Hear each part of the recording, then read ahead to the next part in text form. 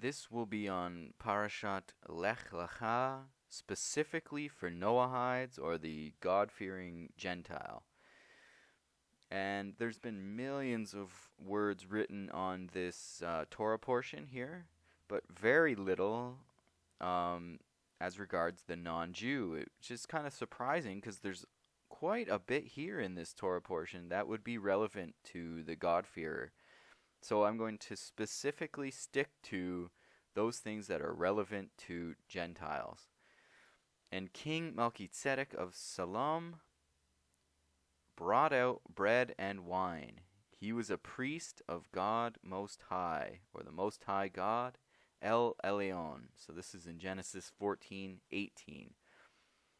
The identity of Melchizedek is Shem ben Noach.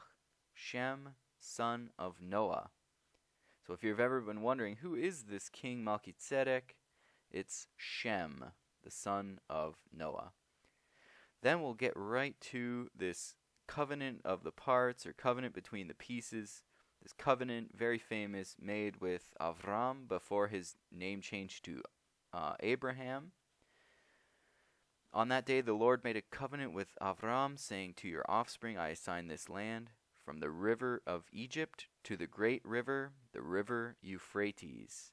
And then you'll notice that there are 10 nations listed here. Now, interestingly to me, many sages place these 10 nations on these 10 sephirot of the Tree of Life, which many of you will be familiar with. Now, these top 3 here, the Kenites, Kenizzites, and Kadmonites, are the elite. They are always placed on the top 3 spheres. So these would represent the intellectual spheres, whereas these others would represent the body, where these top 3 would represent the mind or the brain. So when you're studying the non-Jew in the Torah, you really want to focus your study on these guys because they are the elite of the nations. And you'll see this throughout the Tanakh, in fact. The Kenites, like Jethro is a famous Kenite, so is Ziphrah. And you can see there's even a prophecy about the Kenites in Numbers 24 from Bilam. And it says, "Though the Kenites will be exiled by Sancherib, the king of Assyria, but how long shall Assyria keep you captive? Your captivity will not last forever. Together with Israel you will be redeemed." You can see throughout the Torah and the Tanakh that these Kenites were like the first pro-Israel or pro-Hebrew nation in the entire Bible. And some other famous ones would be Heber the Kenite. And Heber, as you know, probably is the name that Jethro and Moses share. So Heber and his wife Yael, who famously killed Sisera by driving the tent peg through his skull. And then you see here in 1 Samuel, where Saul says to the Kenites, "Come, withdraw at once from the Amalekites, that I may not destroy you along with them, for you showed kindness to all the Israelites when they left Egypt."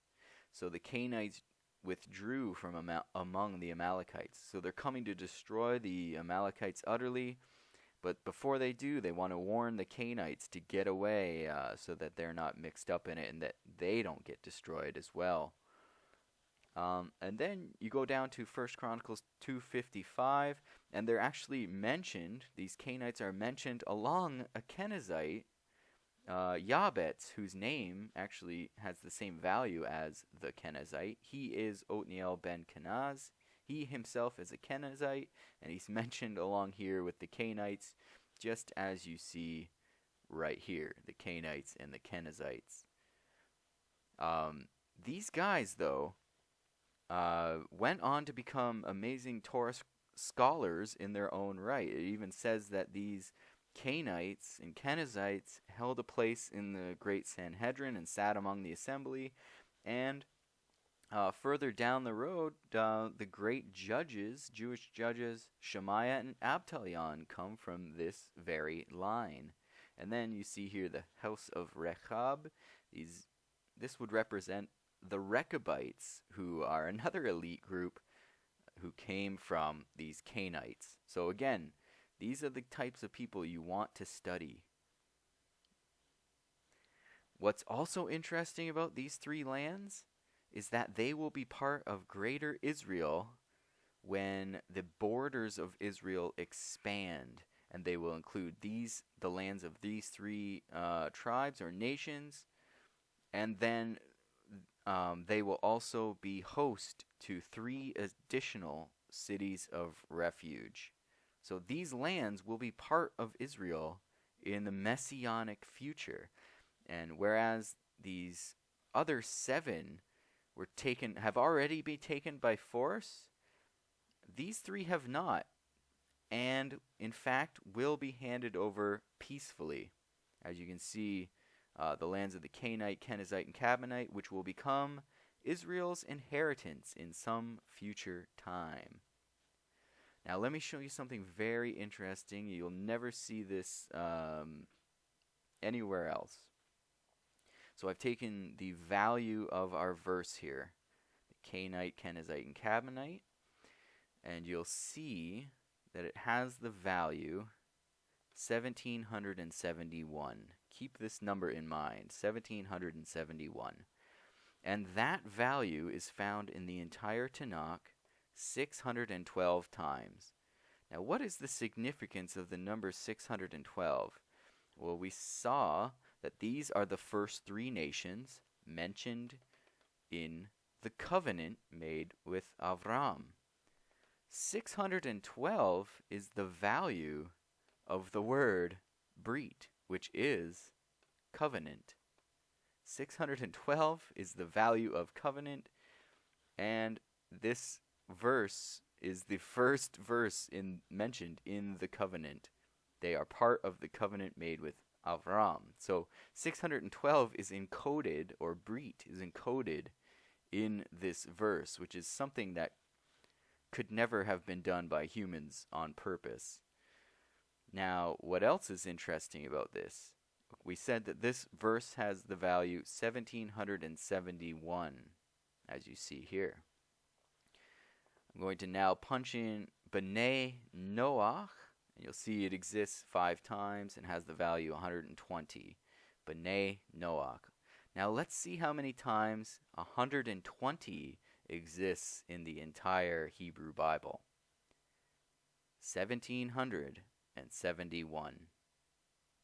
Again, these are the elite of the bnai Noach, and they're part of this covenant made with Avram. And what makes them elite? They followed the 7 laws. They followed the Noahide laws. They followed the Torah.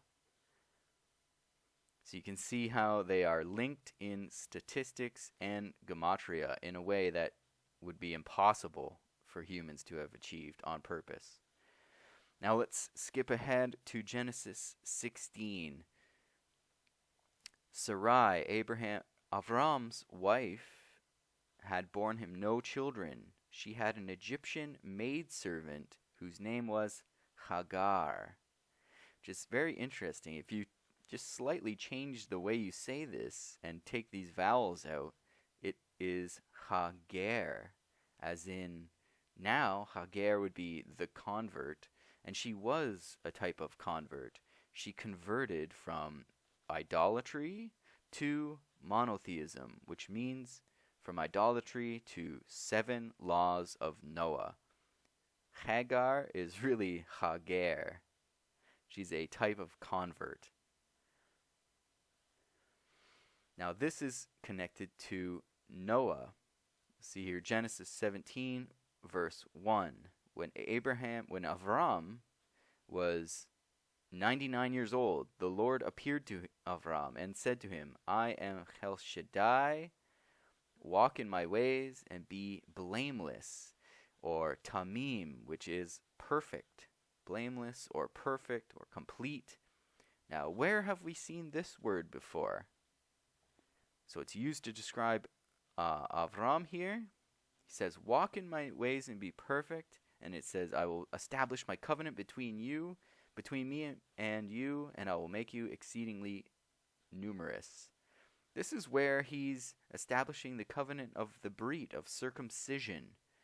And he's saying, walk in my ways and be perfect. So perfect is being associated here with circumcision. Where do we see it for the first time? It's Genesis 6:9 from the video on Noah. He was called perfect or blameless, tamim. And what do we know about Noah? Noah was also born circumcised. So again, very interesting that this word, tamim, has something to do with circumcision, this covenant of circumcision, and Noah was already born this way.